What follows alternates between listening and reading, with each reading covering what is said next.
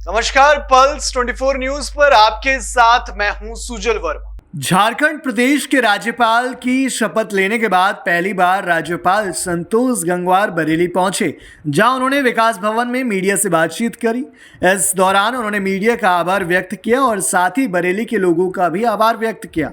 आपको बता दें, राज्यपाल संतोष गंगवार 13वीं लोकसभा के दौरान भारतीय जनता पार्टी की सरकार में रहते हुए पेट्रोलियम राज्य मंत्री बनाए गए थे। उनके कार्यकाल में कई ऐसी महत्वपूर्ण योजनाओं का विस्तार हुआ जिससे देश की अर्थव्यवस्था उन्नति की ओर बढ़ी। उनके कार्यकाल में उन्होंने झारखंड का भी दौरा किया और वहां की बहुमूल्य खनिजों का उपयोग कैसे भारत की उन्नति में किया जाए, इसको लेकर कई योजनाएं बनाई थी। और अब संतोष गंगवार के झारखंड राज्यपाल बनाए जाने के बाद संतोष गंगवार का कहना है कि झारखंड को किस तरह से और ऊंचाइयों पर ले जाएं, इसको लेकर राज्य सरकार और केंद्र की सरकार से बातचीत की जाएगी। साथ ही साथ झारखंड में कई संस्कृति एक साथ विराजमान है, उस संस्कृति को किस तरह से विश्व पटल पर ले जाएं, इसको लेकर भी कार्य किया जाएगा।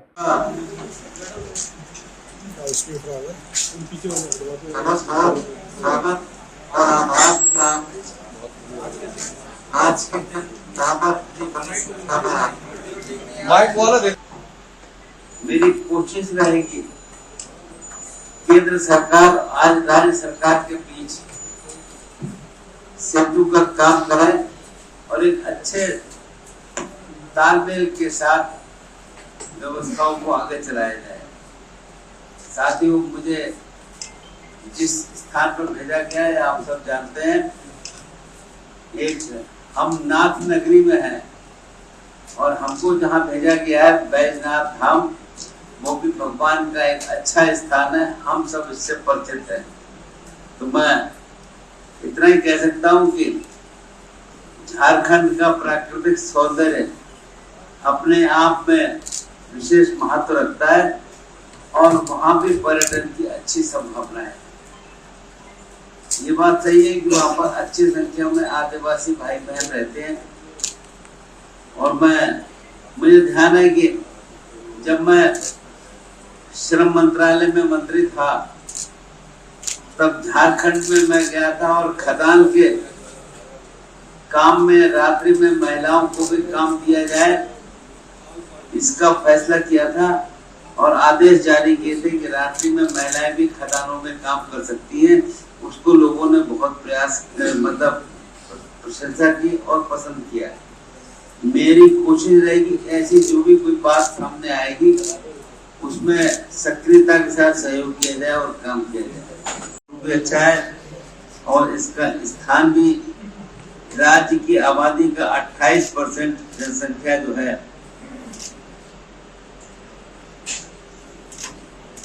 जनजातियां हैं, जिसमें 32 प्रकार की जनजातियां निवास करती हैं और एक अच्छा इनकी भाषाएं, इनकी संस्कृति, इनकी परंपराएं भी भिन्न है। लोकगीत और लोक नृत्य इनके विश्व प्रसिद्ध हैं।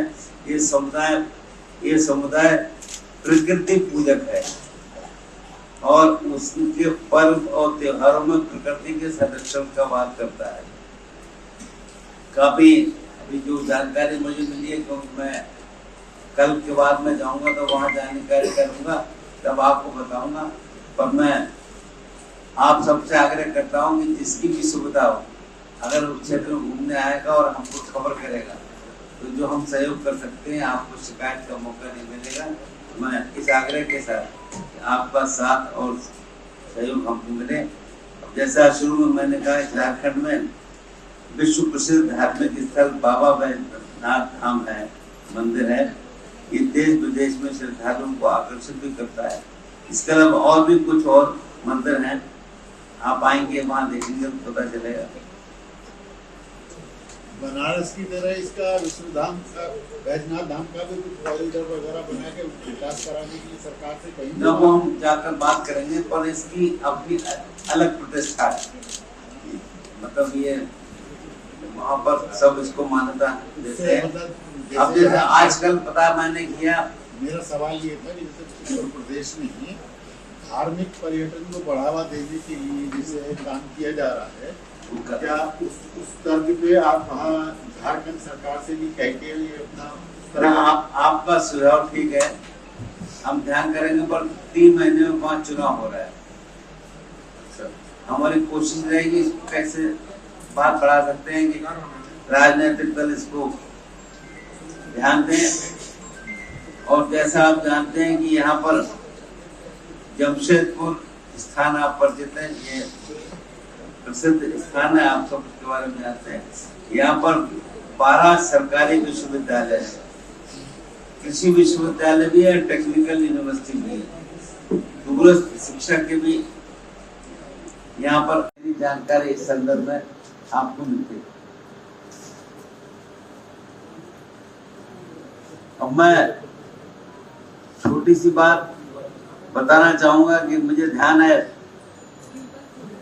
15 नवंबर 2000 में अविभाजित बिहार राज्य से झारखंड अलग हुआ था और आदरणीय अटल बिहारी वाजपेयी जी की नेतृत्व वाली सरकार में इन जन आकांक्षाओं को ध्यान रख कि राज्य के गठन के पक्ष में मैं उस समय लोकसभा में सदस्य था, मैंने सहयोग किया था, गठन की प्रक्रिया में एक पूरा साथ दिया था और मुझे इसका एक अवसर मिला है कि मैं इस राज्य में सेवा करूं।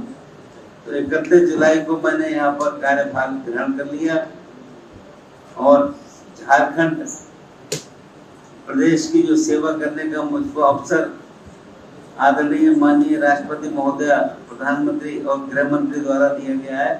मैं इसके लिए इन सबका आभार व्यक्त करना चाहूँगा कि एक महत्वपूर्ण जिम्मेदारी मुझको दी गई है कि मैं कैसे झारखंड राज्य की प्रगति की बात करूँ और काम करूँ।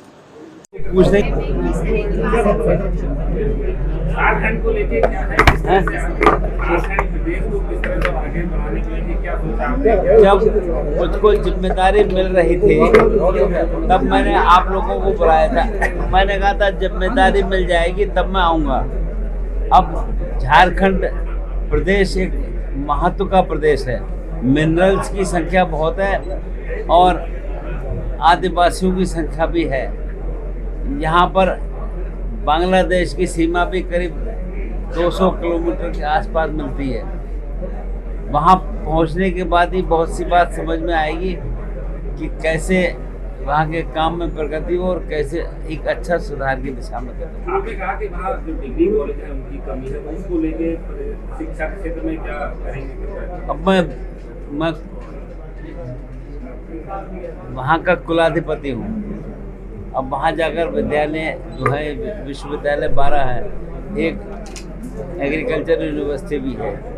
कैसे अच्छे ढंग से काम हो सकता है, क्या हो सकता है, बैठकर बात करेंगे तो फिर चर्चा करेंगे। झारखंड की संस्कृति को पूरे देश में पहुंचाने के लिए क्या करेंगे? वो देखकर बात करेंगे क्योंकि हमारी जो आदिवासी संस्कृति है, जो लोग हैं उसमें अपनी अपनी विशेषताएं हैं, वो बनी रहे, लुप्त ना हो, उसको हम एक सही दिशा में आगे लेके जब वहाँ पहुँचकर समझेंगे। आप लोग भी अगर कोई सुझाव देंगे तो फिर हम उसके हिसाब से आगे बात करेंगे। पर्यटन के क्षेत्र को बढ़ावा नाग नगरी से आप वहाँ गए हैं, पर्यटन से जोड़ने के लिए क्या?